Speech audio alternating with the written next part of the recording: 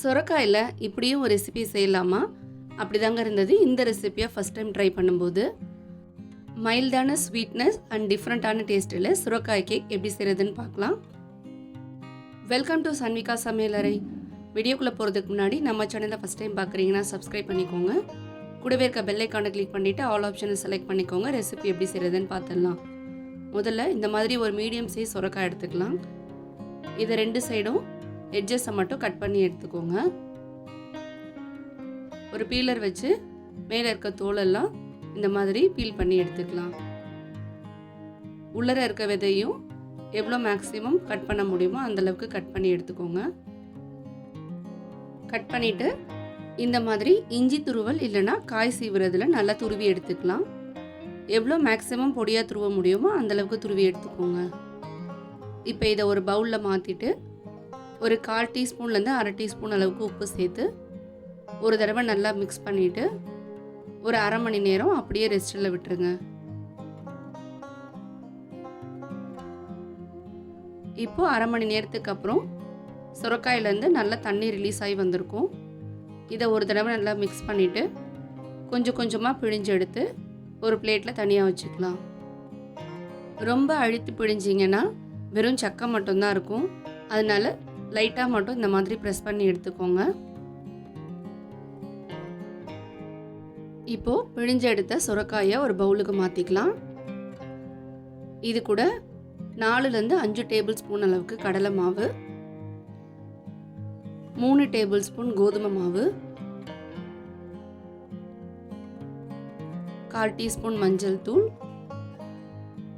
1 teaspoon தனி மிளகாய் தூள், 1/2 டீஸ்பூன் சீரகத்தூள் சேர்த்துக்கலாம். 1 டீஸ்பூன் சர்க்கரை, ஒரு பிஞ்சு சால்ட்டு, 1/4 டீஸ்பூன் அளவுக்கு சமையல் சோடா சேர்த்துக்கலாம்.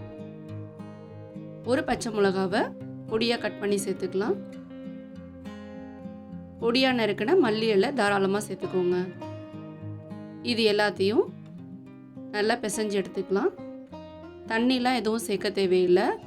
நம்ம சுரக்காயை ரொம்ப பிழிஞ்சு எடுக்காததுனால அதில் இருக்க தண்ணியை உங்களுக்கு மாவு பிசைய போதுமான அளவு இருக்கும்.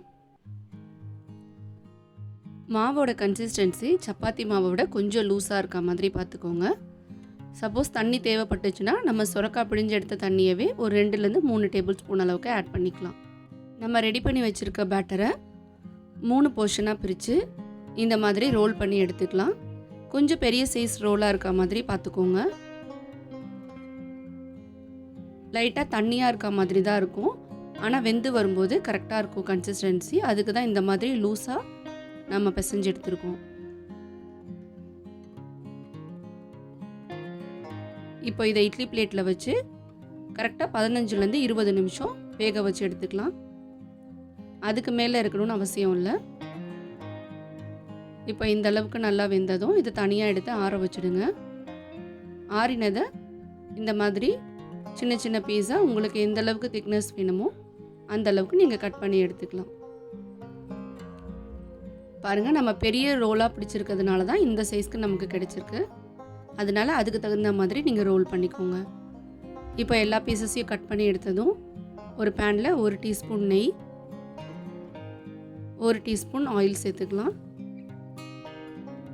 எண்ணெய் சூடானதும் 1/4 டீஸ்பூன் கடுகு, சீரகம், 1/2 டீஸ்பூன் எள்ளு சேர்த்துக்கலாம். உங்களுக்கு எந்த எள்ளு பிடிக்குமோ நீங்கள் அதை சேர்த்துக்கோங்க. கருப்பு வெள்ளை எது வேணாலும் சேர்த்துக்கலாம். இப்போ எள்ளு நல்லா பொரிஞ்சதும் ஒரு தடவை கலந்து விட்டுட்டு நம்ம ரெடி பண்ணி வச்சுருக்க பீசஸை மெதுவாக உள்ளே சேர்த்துக்கோங்க.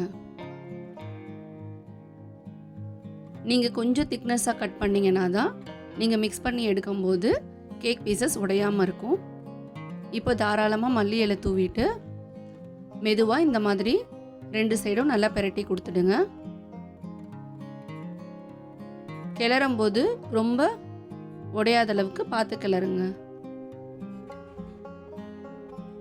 ஒரு 2லேருந்து 3 நிமிஷம் இந்த மாதிரி மிக்ஸ் பண்ணி எடுத்தீங்கன்னா நம்மளோட சூப்பரான சுரக்காய் கேக் மைல்டான ஸ்வீட்னஸோட ரெடி. இதை ஒரு பிளேட்டில் அரேஞ்ச் பண்ணிவிட்டு மேலே கொஞ்சமாக மல்லி இலை ஃப்ளேவருக்கு தூவுனீங்கன்னா சூப்பர் அண்ட் டிஃப்ரெண்ட்டான டேஸ்ட்டில் சுரைக்காய் கேக் ஈவினிங் ஸ்நாக்ஸுக்கு ரெடி ஆகிடும். சுரைக்காயில் இப்படி ஒரு ரெசிப்பியை கண்டிப்பாக இது வரைக்கும் டேஸ்ட் பண்ணி பார்த்துருக்க மாட்டீங்க. அதனால் மிஸ் பண்ணாமல் இந்த ரெசிப்பியை ட்ரை பண்ணி பாருங்கள். உங்களுக்கு டிஃப்ரெண்ட்டான ரெசிபீஸ்லாம் ட்ரை பண்ண பிடிக்கும்னா இந்த ரெசிப்பியை ட்ரை பண்ணி பார்த்து என்ஜாய் பண்ணுங்கள்.